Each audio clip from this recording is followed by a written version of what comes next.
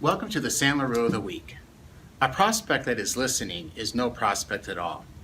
David Sandler suggested that the prospect should be talking 70% of the time.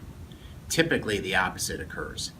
The salesperson feels compelled to talk about his many features and benefits and unique selling of his product or service in an attempt to capture the prospect's interest.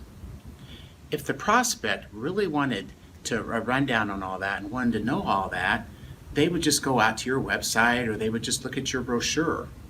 They really don't need to invest time with you to see all that. So selling is not about telling. Selling is about helping your prospect discover that he needs something that maybe he was previously unaware of. So how do you accomplish this? By asking thought-provoking questions and really listening. Yes, really listening. Let's examine the difference. Here is what telling sounds like. Our software analyzes warehousing and distribution costs in relation to regional sales patterns and identifies areas of cost savings.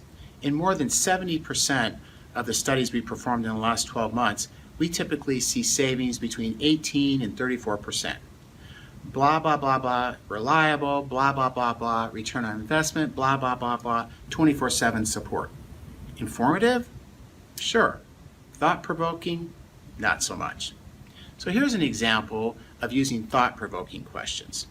So let's pretend we had a way to analyze your warehousing and handling costs based on your sales patterns and your excess capacity. And then together we determine what, if any, money you're wasting on this excess capacity. What do you suppose we discover? These kinds of questions tend to stimulate a conversation, and it gets the prospect talking. Now, when you get the prospect talking, shut your mouth. Don't interrupt. You can't open your ears and your mouth at the same time. Let the prospect finish, then ask questions and make comments. And don't think about what you're going to say until the prospect is finished speaking. Let's face it, if you're thinking about what you're going to say, then you're not listening. You can lose a sale by talking too much, but you'll never, ever lose a sale by listening too much.